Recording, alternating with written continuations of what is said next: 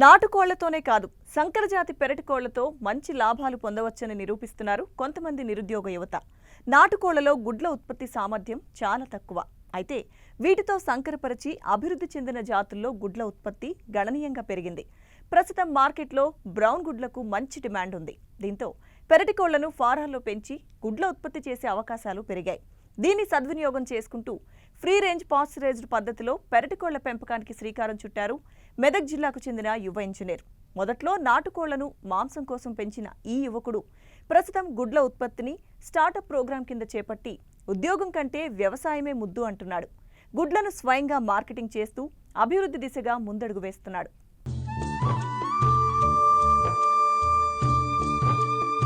4 ఎకరాల పొలంలో free range pasteurised organic విధానంలో పెరటి కోళ్ల పెంపకం కొనసాగుతోంది. ఇక్కడ కోళ్లు షెడ్లోనూ ఆరుబయట తిరిగేందుకు వీలుగా పకడ్బందీ ఏర్పాట్లు చేశారు. న్యూట్రీఫ్రెష్ ఎగ్స్ బ్రాండ్ పేరుతో మెదక్ జిల్లా సోంపేట మండలం చందీ గ్రామంలో గుడ్ల కోసం పెరటి కోళ్ల పెంపకానికి శ్రీకారం చుట్టారు యువ రైతు అచ్యుత్ రెడ్డి. ఎలక్ట్రానిక్ ఇంజనీరింగ్ పూర్తి చేసిన ఈ యువకుడు వ్యవసాయంపై మక్కువతో వివిధ ప్రాజెక్టులను పరిశీలించిన తరువాత మొదట నాటుకోళ్ల పెంపకంపై దృష్టి సారించారు. 3 సంవత్సరాల్లో 5 బ్యాచులు పెంచిన ఈ రైతు 4 బ్యాచుల్లో మంచి ఫలితాలు సాధించారు. ప్రస్తుతం మార్కెట్లో బ్రౌన్ గుడ్లకు ఉన్న డిమాండ్ను దృష్టిలో పెట్టుకుని పెరటి కోళ్లను గుడ్ల కోసం పెంచుతున్నారు. 4 ఎకరాల ఈ పొలంలో 10,000 కోళ్ల సామర్థ్యం ఉన్న 2 షెడ్లు నిర్మించారు. పెరటి కోళ్లలో ఇక్కడ 4 రకాల జాతులున్నాయి. ఇటీవల మార్కెట్లో మంచి ప్రాచుర్యం పొందిన BV 380 రకంతో పాటు ఇండ్బ్రో, గ్రామప్రియ, మహారాష్ట్రకు చెందిన దేశీ ప్యూర్ రకాలను పెంచుతున్నారు. వీటిలో 3 జాతులు నాటుకోళ్లతో సంకరపరిచి అభివృద్ధి చేసిన జాతులే. అయితే నాటుకోళ్లతో పోలిస్తే వీటి గుడ్ల దిగుబడి సామర్థ్యం ఎక్కువ. ఏడాదికి ఒక్కో కోడి 145 వరకు గుడ్లు పెడుతూ ఉండడంతో పెంపకం ఆశాజనకంగా ఉంది. ప్రస్తుతం ఒక్కో గుడ్డును ఆన్లైన్ మార్కెటింగ్ ద్వారా 15 రూపాయలకు విక్రయించడం విశేషం. ఉద్యోగాల కంటే వ్యవసాయమే మిన్న అంటున్న ఈ యువ ఇంజనీర్ పెరటి కోళ్ల పెంపకం గురించి ఏమంటారో విందాం. నేను కూడా నార్మల్గా కోళ్లు పెంచుదాము, లేకపోతే ఏదైనా అగ్రికల్చర్ వినూత్నంగా చేద్దాం అనుకున్నాను. కాకపోతే ఆర్గానిక్ లేదా ఇంకా మంచి ఫుడ్ అంటే రసాయనాలు వాడకుండా పెంచాలన్న ఉద్దేశంతో ఈ రంగంలోకి రావాలని నేను నిర్ణయించుకున్నాను. అభివృద్ధి చెందిన దేశాల్లో ఏ విధంగా చేస్తున్నారు తెలుసుకున్న తర్వాత ఈ ఫ్రీ రేంజ్ అనే పద్ధతిని ఎంచుకోవడం జరిగింది. ఫ్రీ రేంజే కాకుండా ప్యాస్చరైజ్ అంటే పచ్చిక బయల్లో కోళ్ళు తిరుగుతూ మేత మేసే విధంగా చేసేదాన్ని ప్యాస్చరైజ్ అంటారు. అలాగే ఆర్గానిక్, ఈ మూడింటిని కలిపేసి premium quality pasteurised organic free range country eggs అనేది మనము చేయడం జరిగింది. ఇప్పుడు మా దగ్గర ఉన్నాయి వచ్చేసి 2 షెడ్స్ ఉన్నాయండి. వాటి కెపాసిటీ వచ్చేసి 10,000 కోళ్ళు పడతాయి. అంటే వాటి విస్తారం వచ్చేసి 10,000 స్క్వేర్ ఫీట్ల జాగా ఉంటుంది. అదే బయట కోళ్ళు తిరగడానికి, పచ్చిక పెంచడానికి, లేకపోతే మేత వేయడానికి 4 లక్షల స్క్వేర్ ఫీట్లు అంటే దాదాపు 4 ఎకరాల పొలం వరకు మాకు వాటికి కేటాయించడం జరిగింది. అలాగే ఆ ఫ్రీ రేంజ్ మొత్తానికి బార్డర్లో మంచి ఫెన్సింగ్ వేయడం జరిగింది అనమాట. అంటే 9 ఫీట్ల ఎత్తు, కోళ్ళు బయటకు ఎగిరి వెళ్లకుండా లోపలికి కూడా ఎలాంటి కుక్కలు కానీ లేకపోతే ముంగిసలు కానీ ఇలాంటివి రాకుండా నిర్మాణం చేసుకోవడం జరిగింది.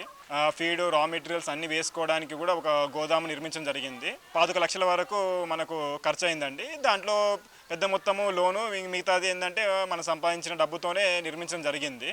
ఎప్పుడైతే ఈ గుడ్ల ఉత్పత్తికి రావడం జరిగిందో చాలా ప్రొఫెషనల్గా న్యూట్రీఫ్రెష్ ఎగ్స్ అనేది సపరేట్గా బ్రాండ్ రిజిస్టర్ చేయించి ఈ బ్రాండ్ కూడా పెట్టడం జరిగింది. అలాగే మన గుడ్లని నేరుగా వినియోగదారుడికి అందించాలన్న ఉద్దేశంతో ఫామ్ టు టేబుల్ అనమాట. అంటే మన దగ్గర పెట్టిన ఈ రోజు గుడ్లని నేరుగా వాళ్ళ కస్టమర్కి ఇచ్చేటట్టుగా మోడల్ చేశాము. వాళ్ళు ముందుగా మాకైతే ఈ ఆన్లైన్లో కానీ, వెబ్సైట్లో కానీ, లేకపోతే వాట్సాప్లో కానీ ఆర్డర్ పెట్టుకుంటే మేము ఈ గుడ్లని డెలివరీ ఇస్తున్నాము.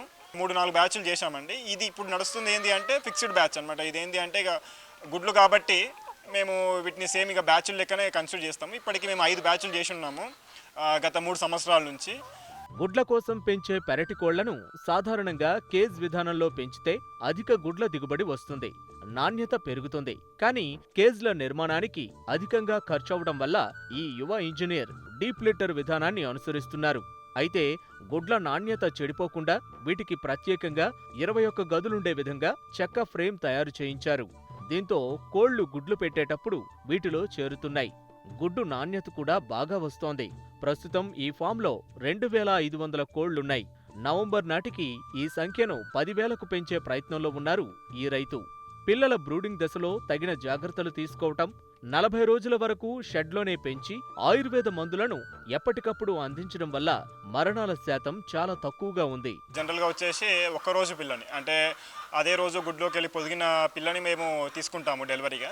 ఈ బ్రూడింగ్ పద్ధతి అనేది చాలా ఇంపార్టెంట్ మనకు. ఎందుకోసం అంటే అప్పుడే చాలా మరణాలు, ఈ మోర్టాలిటీ రేంజ్ అనేది చాలా ఎక్కువగా ఉంటుంది. మేము చేసుకునే చర్యలు ఏంటి అంటే హీట్ అనేది మనము 90 డిగ్రీల ఫారెన్హీట్ అనేది మనము మొదటి రోజు మనం ఒక వారం రోజులు కంటిన్యూ చేస్తామండి. అన్ని రకాల పౌష్టిక ఆహారం వాటికి అందించాల్సిన అవసరం ఉంటుంది. దానికోసం మేము సొంతంగా స్టార్టర్, ప్రీ స్టార్టర్ అనేటిది మా సొంతంగా మేము మొక్కలతో కానీ ఇలా మన దగ్గర లోకల్లో అవైలబుల్ వాటితోని మేము ఒక ఫీడ్ తయారు చేసుకున్నామండి. ఎప్పుడైతే ఈ 40 రోజుల పేస్ వరకు మనం పెంచుకోగలిగితే ఆ కోళ్ళు సొంతంగా తాను సొంతంగా ఆహారం సేకరించి తినే స్థాయికి వస్తుంది. అప్పుడు వాటికి హీట్ కూడా అవసరం లేదు. అప్పుడు ఆ కోళ్ళని మనము ఈ ఫ్రీ రేంజ్ పద్ధతిలోకి వదిలేస్తుంటాం అనమాట. గుడ్లు పెట్టాలి కాబట్టి కాల్షియం ఇలాంటివి కూడా మనం న్యాచురల్గా ఎలా ఇస్తామనేది ఇవ్వాల్సి వస్తుంది. చాలా వరకు కోళ్ళల్లో మరణాలు ఈ నీళ్లు కంటామినేట్ అవ్వడం వస్తుంది. మేము దాన్ని అధిగమించడానికి స్పెషల్గా రీసెర్చ్ చేసి ఈ నిప్పల్ డ్రింకర్స్, అది కూడా ఆర్జెంటల్ నిప్పల్ డ్రింకర్స్ అనేవి మేము ఇంపోర్ట్ చేసుకోవడం జరిగింది. వాటితో మేము బకెట్లకు అమర్చించి జీరో కంటామినేషన్ అంటే ఒక చిన్న డ్రాప్లెట్ కూడా లేకపోతే చెత్త కూడా పడకుండా వీటిని మెయింటైన్ చేసుకున్నాం. సో మా దగ్గర నీరు కలుషితం కాదు. మన తాతల కాలంలో ఇంత పూర్వీకులు చేసినట్టు ఆకులు అంటే ఏవైతే ఔషధ మూలికలు ఆయుర్వేదిక్ పద్ధతిలో ఉన్న మూలికల్ని ఇవ్వడానికి ఎక్కువ మొగ్గు చూపి మేము దాదాపు ఒక 10 రకాల ఔషధ మొక్కల్ని మేము తీసుకున్నాము. ఈ సుబాబులు, వేప, ఇండియన్ చెర్రీ అంటారు దాన్ని, నీలవేంబు, టర్మరిక్, బాసిల్, బెర్సిము, లూసెను, ఎడ్జు లూసెను, అజోలా, ఇలా ఇంకా చాలా రకాలు ఉన్నాయండి. ఇవన్నిటిని తగు మోతాదులు అంటే ఎంత అవసరం ఉంటుందో అంత ఇస్తాము. కేవలము 10% మాత్రమే డ్రై ఫీడ్, ఏదైతే పొడిగా మనము గిన్నెలో పట్టుకున్న ఫీడ్ని మాత్రం 10% ఇచ్చి 90% ఈ ఆకు పదార్థాలు చేసినది లేకపోతే లీఫీ ఫీడ్ని మాత్రం ఇవ్వదలుస్తుంది. వర్షాకాలంలో కోళ్లను ఫ్రీ రేంజ్ పద్ధతిలో ఆరుబయట మేపటం అంతగా సాధ్యపడదు. పైగా కొత్త పచ్చిక వల్ల కోళ్లు రోగాల బారిన పడే ప్రమాదం ఉంది. దీన్ని అధిగమించేందుకు ఈ రైతు హైడ్రోఫోనిక్స్ పద్ధతిలో మొలక గడ్డిని పెంచుతున్నారు. దీనికోసం 60 అడుగుల పొడవు, 30 అడుగుల వెడల్పుతో నెట్ హౌస్ నిర్మించి మొలక గడ్డి పెంచుతున్నారు. ప్రతి ట్రేలో మొక్కజొన్న, సజ్జ వంటి విత్తనాలను కిలో నుండి 2 కిలోలు నానబెట్టి పోస్తే 10 నుండి 12 కిలోల మొలక గడ్డి కేవలం 10 రోజుల్లో తయారవుతోంది. దీనికి తోడు అజొల్లాను గ్రీన్ షెడ్ నెట్ కింద 60 నూతి వరల్లో పెంచటం వల్ల కోళ్లకు నిత్యం అందుబాటులోకి వస్తోంది. వీటి వల్ల దానా ఖర్చులు గణనీయంగా తగ్గుతున్నాయి. హైడ్రోఫోనిక్స్ పద్ధతిలో మేము దాదాపు సిరిధాన్యాలు, గోధుమలు, బార్లే, మొక్కజొన్నతోని చేస్తున్న గడ్డిని ఇస్తున్నాము. ఇది మాకు చాలా సంతృప్తిగా ఉంటుంది. ఎందుకంటే రసాయనాలు వాడకుండా హైడ్రోఫోనిక్స్లో పెంచిన వాటిని ఈ కోళ్ళకి ఇవ్వడం వల్ల ఆ గుడ్డు యొక్క న్యూట్రిషన్స్ వాల్యూ అనేది విపరీతంగా పెరిగిపోయింది అనమాట. అంటే మేము టెస్ట్ చేపిస్తే కూడా మేమే ఆశ్చర్యపోయేంత విధంగా విపరీతమైన డిఫరెన్స్ని మేము చూసాము. ఇక ఈ రోగాలు మళ్ళీ ట్రీట్మెంట్ అనే విధానానికి వస్తే ఈ నాటుకోళ్ళకు కూడా అదే సేమ్ ఏ కోళ్ళకు అయితే తెల్ల కోళ్ళకు వచ్చినట్టు అన్ని కోళ్ళకు వచ్చినట్టే రోగాలు వస్తుంటాయండి. దానికి ఏంటి అంటే మనము ఈ యాజమాన్య పద్ధతులు సరిగా పాటిస్తే రోగాలని దూరంగా పెడతామండి. అయినా ఏమైనా రోగాలు వచ్చినప్పుడు ఆ కోడిని గుర్తించి సపరేట్గా సిక్ రూమ్ అనే ఒక రూమ్ని ఏర్పాటు చేసుకొని మొత్తం ఆయుర్వేదిక్ పద్ధతులు అంటే ఆ కోడి ఒకటి మరణిస్తే దానికి మేము పోస్ట్ మార్టం నిర్వహించి ఆ డిసీజ్ ఏందని కనుక్కొని ఆయుర్వేదిక్ పద్ధతిలో వాడికి ట్రీట్మెంట్ చేసి ఆ నెల రోజులు అంటే కోడి నయమైనా అది గుడ్డు పెట్టినా ఆ గుడ్డుని మేము కన్సెప్షన్కి అమ్మకుండా నెల రోజుల తర్వాత మాత్రమే మళ్ళీ అన్ని కోళ్ళలో కలపడం జరుగుతుంది. ఇంకా వచ్చే ముఖ్యమైనది ఏంటి అంటే పెక్కింగ్ అండి. అంటే ఈ కోళ్ళ స్వభావం ఏంటి అంటే ఒకదాని ఒకటి పొడుచుకోవడం జరుగుతుంది. అది నివారించడానికి మేము ఏం చేసామంటే మంచి ప్రోటీన్ గల మేత వేయడము, లేకపోతే వేప ఆకులు ఇలాంటివి కట్టడము, లేదా చికెన్ బ్లైండర్స్ అని మేము తెప్పించుకున్నాం. అది చాలా ఎక్స్పెన్సివ్, అంటే అందరూ పెట్టదగినది కాదు.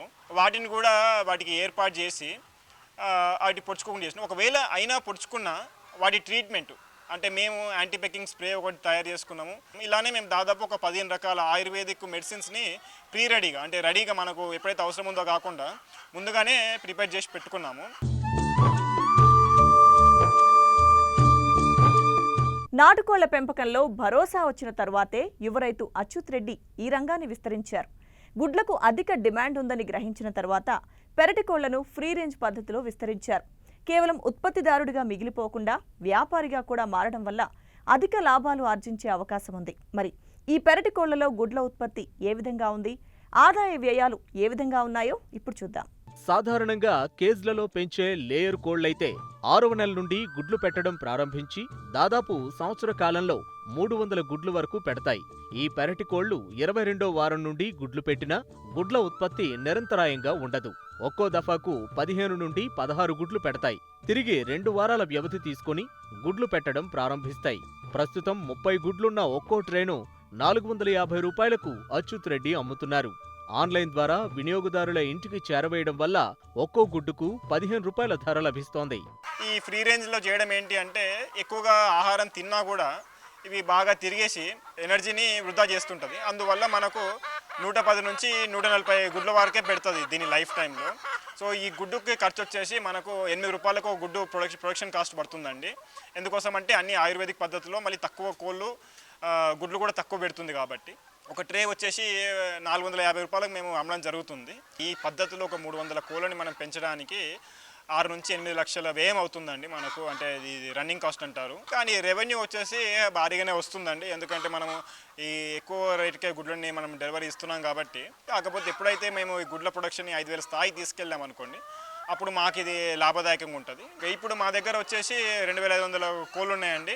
రోజుకి 1000 నుంచి 1500 గుడ్ల వరకు ఉత్పత్తి చేయగలుగుతున్నాము. తర్వాత ఈ కోళ్ళు అయితే ఏదైతే 110 నుంచి 150 గుడ్లు వాటి లైఫ్ టైంలో పెట్టిన తర్వాత వీటన్నిటిని ఒకటేసారి మేము వేరే వెండర్కి అమ్మడం జరుగుతుంది. 130 రూపాయల కిలో లెక్క లేకపోతే 90 రూపాయల కిలో లెక్క తీసుకెళ్ళిపోతారు. గుడ్లు ఉత్పత్తి అనేది ప్రతిరోజు ఒకే విధంగా ఉండేలాగా మనము మేనేజ్ చేసుకోవాల్సి వస్తుంది. అందుకోసం ఏంటంటే ప్రతి 6 నెలలకు మేము చిన్నపిల్లలు తెచ్చి వాటిని సాకడం జరుగుతుంది. ప్రతి 6 నెలలకు మాత్రము మా దగ్గరికి కొత్త కోళ్ళు వస్తూ ఉంటాయండి. సంవత్సరానికి పాత కోళ్ళు వెళ్ళిపోతూ ఉంటుంది. ఇది ఒక సైకిల్ అండి, కంటిన్యూగా జరుగుతూనే ఉంటుంది అన్నమాట. ఎండాకాలంలో తక్కువ ఉంటుంది మేత అనేది. ఎందుకోసం అంటే ఎండలు విపరీతంగా ఉన్న ఎంత మనము స్ప్రింక్లర్ పెట్టినా మేత పెరగకపోవడం వల్ల హైడ్రోఫోనిక్స్ బాగా వాడతాము. మనము ఈ ప్రతి 3 నెలలకు ఒకసారి పొలాన్ని దున్నిపించుకొని ఏవైతే మనము ఈ ఔషధ దినుసులు లేకపోతే లూసెను ఇలాంటివన్నీ చల్లుకొని స్ప్రింక్లర్ సిస్టమ్తో మేత పెంచుకుంటామండి. 10,000 కోళ్లు పెంచే సామర్థ్యం ఉన్న ఈ షెడ్లో ప్రస్తుతం 2500 కోళ్లు మాత్రమే పెంచటం వల్ల గుడ్డు ఉత్పత్తి ఖర్చు అధికంగా ఉంది. అయినా సొంతంగా మార్కెట్ చేసుకోవటం వల్ల ఈ భారాన్ని అధిగమిస్తున్నారు. వర్షాకాలం తర్వాత కోళ్ల బ్యాచ్ను విస్తరించేందుకు ప్రణాళిక సిద్ధం చేసుకున్నారు. కార్పొరేట్ ఉద్యోగాలతో పోల్చుకుంటే వ్యవసాయ రంగం తీసిపోదని, ఉన్నత ప్రమాణాలతో పకడ్బందీగా తీర్చిదిద్దుకుంటే ప్రతి ఒక్కరికి ఈ రంగం చక్కటి ఉపాధినిస్తుందని అచ్యుత్ రెడ్డి చెబుతున్నారు. నా వరకు వచ్చేసరికి ఇది నేను చేసేది ఏంటంటే ఒక స్టార్టప్ లెక్కనే. ఇక్కడ కూడా ఆఫీస్ ఉంటుంది, ఇక్కడ కూడా జనాలు ఉంటారు, ఇక్కడ కూడా పని ఉంటుంది. ఇది కూడా ఒక కార్పొరేట్ స్థాయిలో మేము చేయగలుగుతున్నాము. ఏదైతే ఇప్పుడు చాలామంది నిరుద్యోగులు ఉంటారు, లేకపోతే ఊర్లో ఆసక్తి కలిగిన యూత్ ఉంటారు, వాళ్ళు కూడా ఈ వ్యవసాయాన్ని అనేది ఒక వృత్తిగా భావించాలి. అంటే ఒక గౌరవప్రదమైన హోదాగా వీళ్ళు భావిస్తే అవకాశాలు చాలా ఉన్నాయి. అంటే మైక్రో గ్రీన్స్లు ఉన్నది, హైడ్రోఫోనిక్స్లు ఉన్నది, ఈ సేంద్రియ పద్ధతిలో వ్యవసాయం ఉంది, ఫుడ్ ప్రాసెసింగ్ ఉంది, పెరటికోల్ పెంపకం ఉంది, బ్రాయిలర్ ఉంది, లేయర్స్ ఉన్నాయి, మేకలు, గొర్రెలు. ఎందుకంటే ఒకటి గుర్తుపెట్టుకోవాల్సిన అంశం ఏంటి అంటే మనిషి జాతి అనేది ఈ భూమి మీద ఉన్నంత కాలము ఆహారం అనేది మనిషికి అవసరం. ఇది పండించేవాడు ఎప్పటికీ రాజు అవుతాడు తప్ప బానిసలాగా ఉండాల్సిన అవసరం లేదు. నాటుకోళ్ల పెంపకంలో మొదట్లో ఆటుపోట్లు ఎదుర్కొన్న అచ్యుత్ రెడ్డి క్రమేపీ వాటిని అధిగమించి లాభాల బాటలో పయనించారు. మార్కెట్ డిమాండ్ను దృష్టిలో పెట్టుకుని గుడ్ల కోళ్లతో లాభాలు ఒడిసిపడుతున్న తీరు అభినందనీయం. మార్కెటింగ్లో అవలంబిస్తున్న విధానాలు ఈ రంగంపై భరోసాను మరింత పెంచాయి. ఈ 4 ఎకరాలతో పాటు మరో 6 ఎకరాల్లో కూడా ఈ యువ ఇంజనీర్ వ్యవసాయం చేస్తున్నారు. ఉన్నత విద్యను అభ్యసించే యువతకు ఉద్యోగం ఒక్కటే ఆధారం కాదు. మేధస్సుకు పదును పెడితే వ్యవసాయం అద్భుతమైన అవకాశాలు కల్పిస్తుందనడానికి అచ్యుత్ రెడ్డి ప్రత్యక్ష నిదర్శనంగా నిలుస్తున్నారు.